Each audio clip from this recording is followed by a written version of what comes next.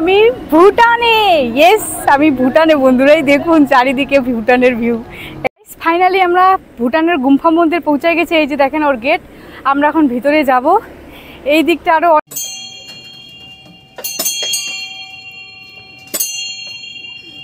গেটটা ওই যে দেখুন, ওইটা পুরো জায়গাও। আর আমাদের বেঙ্গল, ওয়েস্ট বেঙ্গল ওইদিকে রোদ্রের জন্য প্রচন্ড। দেখেন বন্ধুরা কি সুন্দর লাগছে না, নিচে পুরো আমাদের বেঙ্গলের জায়গাও এটা। আর সুন্দর একটা নদী, এটার নাম হচ্ছে ওয়াংমো। ওয়াংমো ক্যান্টিন। চলেন, ভুটানের মোমো, চাটনিটা সোঝান। এটা হলো ভুটানের পয়সা, এটা 20 টাকা। Hey guys, welcome back to my channel. আমি শম্পা। আমি আজকে নিয়ে এসেছি নতুন একটা ব্লগ। তোমরা সবাই কেমন আছো? আশা করি ভালো আছো। আমি একদম ফাটাফাটি আছি। ইয়েস, আমি আছি এখন বর্তমান বর্ডারে। ইয়েস বন্ধুরা, তোমরা ব্লগের শুরুতে অবশ্যই বুঝে গেছো আমি কোথায় যাচ্ছি। ইয়েস, আমি এখন আছি বর্ডারে। আমি যেই জায়গাটায় যেতে চলেছি সেই ডেস্টিনেশনটা হলো আমি ভুটানে। ইয়েস, আমি ভুটানে বন্ধুরাই, দেখুন চারিদিকে ভুটানের ভিউ। এই যে এটা বর্ডার। আমি এখনই ভোটার আইডি দেখিয়ে বর্ডার ক্রস করলাম। এখানে কিন্তু বর্ডার ক্রস করতে হলে তোমাদেরকে আইডি প্রুফ দেখাতে হবে। এটা হলো বর্ডার, আমি ক্রস করলাম। এখন আমি আছি ভুটানে। তোমাদেরকে চারিদিকে ভুটানের এরিয়াটা দেখুন। আমি কিন্তু এখন ভুটানে। ইয়েস, ফাইনালি আমি ভুটানে বন্ধুরা, কি বলবো। ইয়ে, কি মজা, কি খুশি হচ্ছে আমার। তোমরাও যদি আমার মতো ভুটানে এসে এনজয় করতে চাও, ভুটানে ঘুরতে চাও, তাহলে ফটাফট আমাকে সাবস্ক্রাইব করে ফেলো আর অল নোটিফিকেশনে দাবিয়ে ফেলো বন্ধুরা। ইয়েস, ফুল ডিটেলস কিন্তু এই ভিডিওতে তোমরা পেয়ে যাবে। আর একদম কিন্তু স্কিপ করে চলবে না। অল ডিটেলস পেতে হলে ফুল ভিডিওর সাথে জুড়ে থাকো বন্ধুরা। ইয়েস, অলরেডি আমরা কিন্তু ভুটানের বর্ডার, এই যে বর্ডার এটা আমরা ক্রস করে নিয়েছি। এখানে যারা মানুষ আছে তারাই কিন্তু ওই পাশে ভোটার আইডি দেখিয়ে বেডিং পত্র চেকিং করে আসতে পারবে। আর যদি তোমরা গাড়িতে বা বাইকে আসো তাহলে তোমাদেরকে সিঙ্গেল মেন রোড হয়ে, মেন গেট হয়ে একটা টিকিট দিব। ওই টিকিট নিয়ে ভেতরে এন্ট্রি নিতে হবে। বাকি এখানে কিন্তু কোনো পয়সা লাগবে না। আর এর বাইরে যখন তোমরা যাবে, মানে টুল গেট ক্রস করবে, টুল গেটে তোমাদেরকে দেখাতে হবে ভিসা। আদারওয়াইজ তোমাদের কিন্তু এন্ট্রি নেই। যাওয়ার পথে রাস্তার পাশে অনেক বড় বড় রিসর্ট, হোটেল, বাড়িঘর পড়ছিল। আমাদের ওইদিকের হোটেল, রিসর্ট, বাড়িঘর কিন্তু আলাদা। ভুটানের কিন্তু একদমই আলাদা, দেখতে সম্পূর্ণ আলাদা, যেমন আমরা টিভিতে দেখে থাকি। এটা হলো ফুলসিলিং মোড়। এটা হলো সেই ফুলসিলিং চৌপতি, ফেমাস ফুলসিলিং, সবাই তো নাম শুনেছে। এটা কিন্তু সেই টাউন, ফুলসিলিং টাউন। ইয়েস বন্ধুরা, আর বড় বড় রিসর্টের সাথে কিন্তু বড় বড় পার্কিংও ছিল, দেখতে ভালো লাগছিল। আর হ্যাঁ, তোমরা যদি ভুটানে আসতে চাও তাহলে তোমরা যে জায়গা থেকে আসো না কেন, ফার্স্ট অফ অল তোমাদেরকে আলিপুরদুয়ার আসতেই হবে। আমরা যেহেতু ফালাকাটা থেকে এসেছি, আমাদের বাড়ি ফালাকাটা, তাই আমাদের কিন্তু ফালাকাটা হয়ে মাদারিহাট হয়ে ডাইরেক্ট জায়গাও হয়ে আমরা ভুটানে এসেছি। বাকি তোমরা যদি বাইরে থেকে আসো তাহলে তোমাদেরকে ডাইরেক্ট আলিপুর আসতে হবে। আলিপুর থেকে তোমরা বাস হোক বা রিজার্ভ গাড়ি হোক তোমরা পেয়ে যাবে, ডাইরেক্ট তোমাদেরকে জায়গাও ভুটানে নিয়ে আসবে। আর জায়গাও থেকে বর্ডার ক্রস করার পর আরো বড় বড় গাড়ি তোমরা পেয়ে যাবে, যেখানে তোমরা যদি বাইরে কোথাও ঘুরতে যেতে চাও। যেহেতু আমাদের বাইক ছিল আর আমাদের ডেস্টিনেশন ছিল দ্য ফেমাস টেম্পল অফ গুম্ফা, তো আমরা ওই জায়গায় পর্যন্ত লাস্ট যাব। তারপরে আমরা যেতে পারবো না, যেহেতু আমাদের কাছে ভিসা নাই। তো পরবর্তীকালে যদি আমরা ভিসা বানাই অবশ্যই তোমাদেরকে আমি আরো ভালো ভালো ডেস্টিনেশন দেখিয়ে দেবো। তো পাশেই ছিল এটা সেন্ট্রাল পার্ক ভুটানের। পার্কটা কিন্তু ছোট্ট ছিল, দেখতে খুবই সুন্দর ছিল, তাই ভেতরে ঢুকলাম না, কিন্তু দেখতে খুবই ভালো ছিল। অনেক মানুষ যাচ্ছিল আসছিল, ভালো লাগছিল বন্ধুরা। ইয়েস, তো আমরা কিন্তু পার্কটাও ক্রস করে গেলাম। আর আমরা গুম্ফার যে রোড, গুম্ফা মন্দিরের জন্য যে রোড দিয়ে যাব সেই রোড দিয়ে বেরোয় গেছিলাম। তোমাদের যদি কোনো সমস্যা হয়ে থাকে রোড নিয়ে, কাউকে কিছু জিজ্ঞেস করা, তাহলে কিন্তু এদিকে কাউকে জিজ্ঞাসা করতে পারেন। এদিকে কিন্তু বাংলা ল্যাঙ্গুয়েজ বোঝে না, এদিকে বলতে হলে তোমাদেরকে নেপালি, ইংলিশ, না হলে হিন্দি দিয়ে বলতে হবে।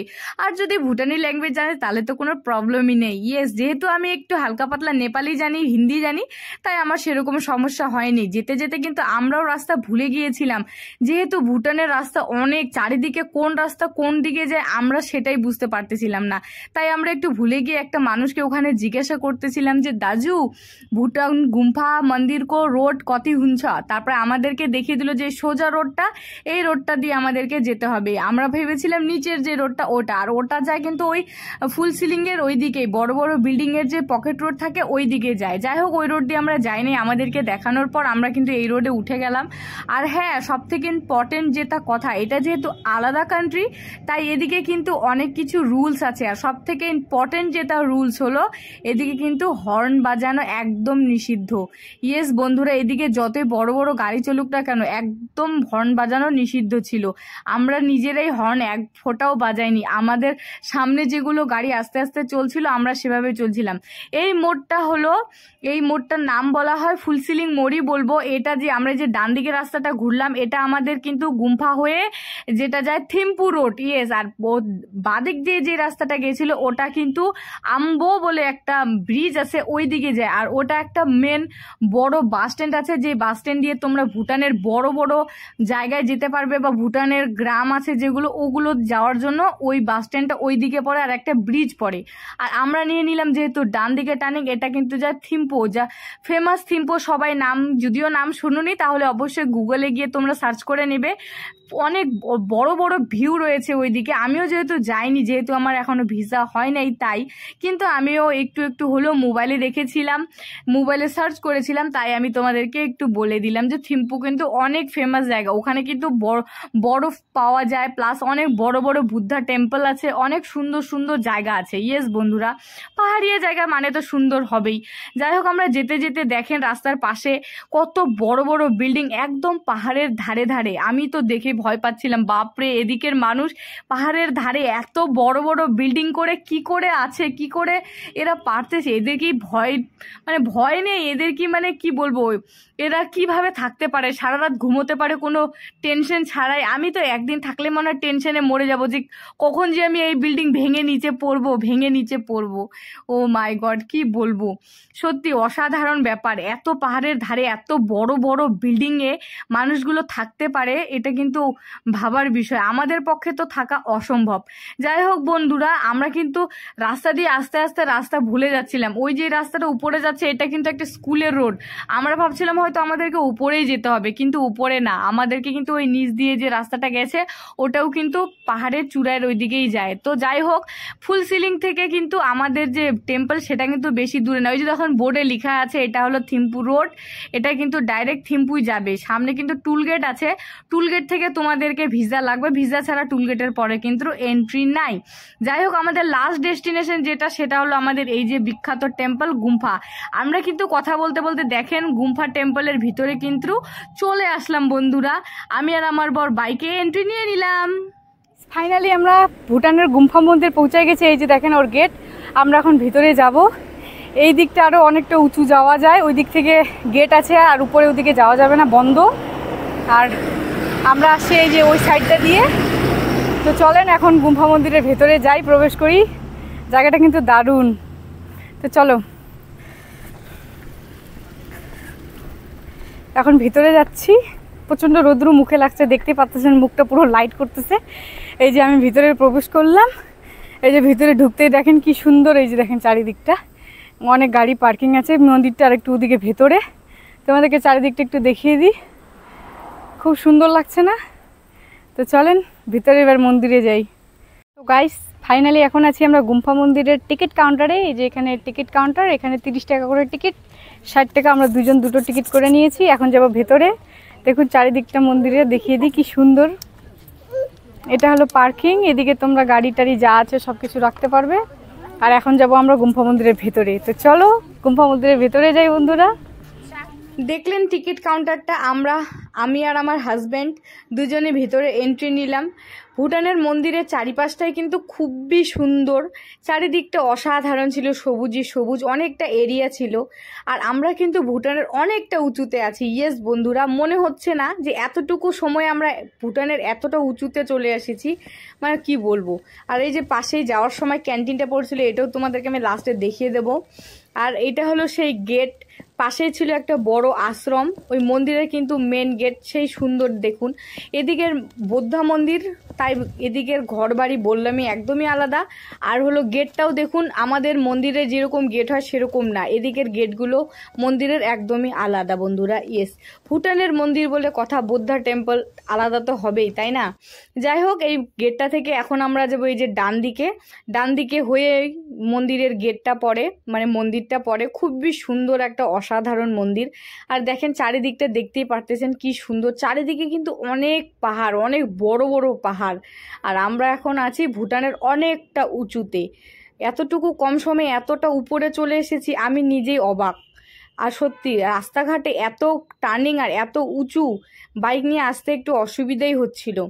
যাই হোক, তোমরা গাড়ি নিয়ে আসলেও সেরকম অসুবিধা, রাস্তাঘাট কিন্তু খুবই ভালো ছিল, সেরকম ভয়ের কিছু নেই। পাহাড়িয়া রাস্তায় যারা যারা চলতে পারবে তারাই কিন্তু অবশ্যই আসবে, যেহেতু টার্নিং থাকে। আর হলো ভুটানে কিন্তু হর্ন বাজা নিষিদ্ধ, প্রথমেই বললাম, রুলস নিয়ে আস্তে আস্তে তোমাদেরকে যেতে হবে।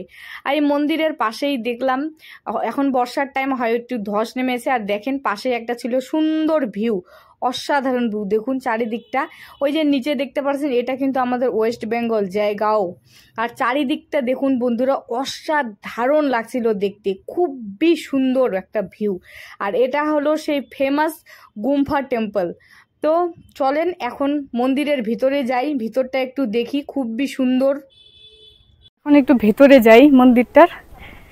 এগুলোকে যে কি বলা হয় আমি জানি না, যেহেতু এগুলো বৌদ্ধ সংস্কৃতির, আর আমি তো সনাতন ধর্ম আমার, কিন্তু এটা হলো বৌদ্ধ সংস্কৃতির। দেখেন কি সুন্দর লাগছে না?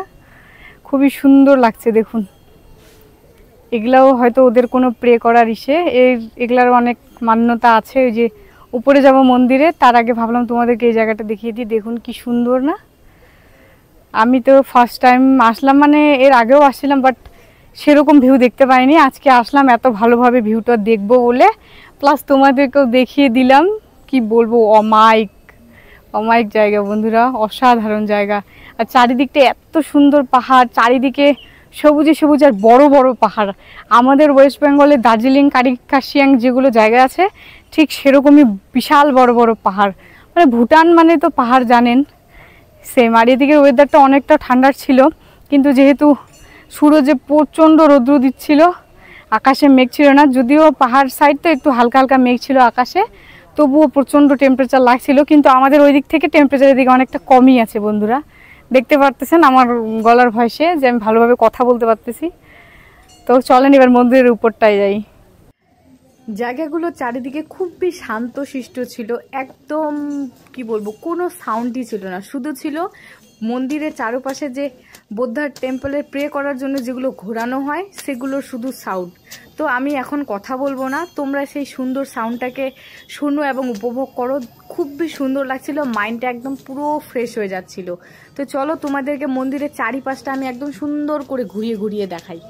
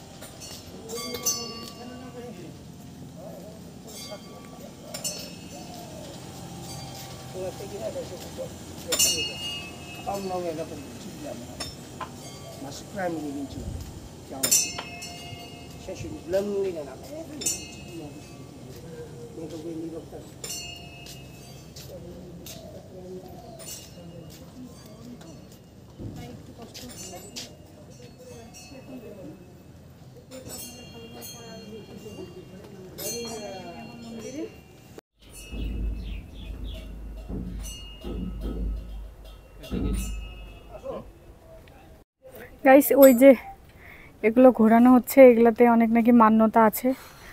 ওগুলো নাকি ঘোরালে অনেক পাপ ক্ষয় হয়। তো চলুন আমরাও একবার ঘুরিয়ে দেখি।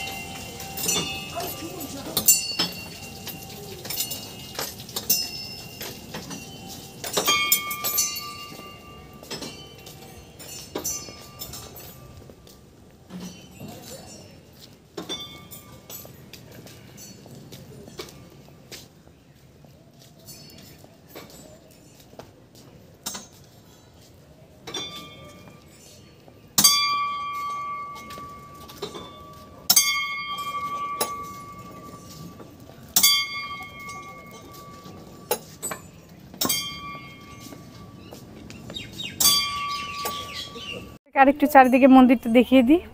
ওই দেখুন ওইদিকে কি সুন্দর সুন্দর, প্রথমে যেগুলো দেখালাম ওদের বৌদ্ধা কালচারের কি ওগুলো আছে। আর এই যে দেখুন নিচেরটা, ওই যে দেখুন ওইটা পুরো জায়গাও। আর আমাদের বেঙ্গল, ওয়েস্ট বেঙ্গল ওইদিকে রোদ্রের জন্য প্রচণ্ড লালচে আসছে, দেখাতে পারছি না ভালো করে, বাট আমি তো খুবই সুন্দর দেখছি। তো তোমরা যদি দেখতে চাও অবশ্যই গুম্ফা টেম্পলে আসবে, আইডেন্টি প্রুফ নিয়ে ভুটানে জায়গা হয়ে তোমাদেরকে এই জায়গাতে আসতে হবে। খুবই সুন্দর জায়গা বন্ধুরা, অসাধারণ জায়গা। এখন এখানে ভুটান মানে নেপাল, মানে কি বলবো, ওদের ভুটানি ল্যাঙ্গুয়েজ আলাদা, কিন্তু এখানে একটা ভুটানের ক্যান্টিন আছে। ওই ক্যান্টিনটাতে যাই, দেখি কিছু আমাদের বাজেটের মধ্যে কিছু খাওয়া দাওয়া করতে পারি কি না। তো চলেন ওই ক্যান্টিনটাতে যাই, কি যেন নাম, তোমাদের ওখানে গিয়ে দেখিয়ে দিচ্ছি। অসাধারণ লাগছে, কি বলবো, মানে ভাষা নেই আর কিছু বলার। খুবই সুন্দর জায়গা, খুবই সুন্দর, এত ভালো জায়গা কি বলবো বন্ধুরা।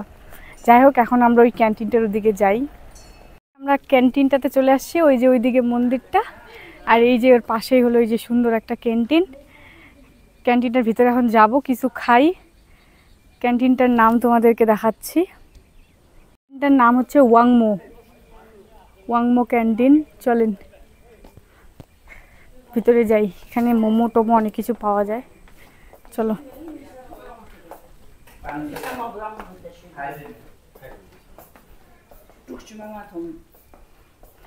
İngilizce daha açmama şu.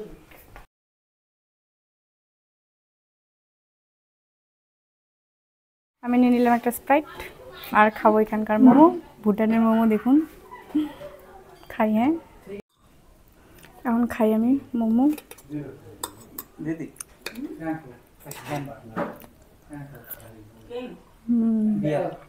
Nice.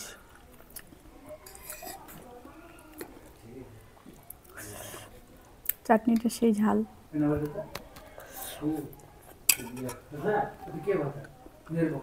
ভুটানের মোমো, চাটনিটা সো ঝাল। কি করবো, দেখেন গাইস, এটা হলো ভুটানের পয়সা, এটা 20 টাকা, আর হলো এটা 10 টাকা।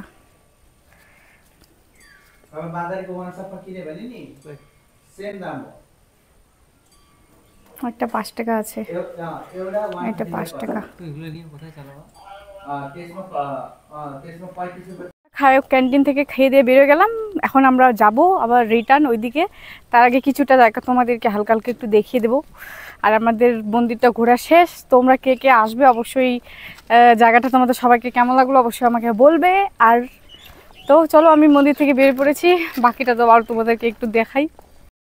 তো আমরা ফাইনালি মন্দির থেকে বেরোয় গেলাম। তোমাদেরকে আমার এই ব্লগটা কেমন লাগলো অবশ্যই কিন্তু আমাকে কমেন্ট বক্সে জানাবে বন্ধুরা। আর আমাকে কিন্তু লাইক শেয়ার করতে ভুলো না। আর নতুন নতুন ভিডিও পাওয়ার জন্য ফটাফট আমাকে কিন্তু সাবস্ক্রাইব করে বেল আইকন দাবিয়ে ফেলো। ইয়েস বন্ধুরা, তো তোমরাও যদি ভুটানে আসতে চাও তাহলে অবশ্যই আইডেন্টি প্রুফ নিয়ে কিন্তু আসবে। আর অবশ্যই ভুটান ঘুরে যাবে, সবারই কপালে কিন্তু জোটে না, কিন্তু জীবনে যদি একটু নাই ঘুরলে তো কী বা জিন্দেগি, তাই না? তাই আজকের ব্লগটা আমি আজকে এখানে শেষ করছি। তো দেখা হচ্ছে নেক্সট ব্লগে। সবাই ভালো থেকো, সুস্থ থাকো। আসি বন্ধুরা, টাটা।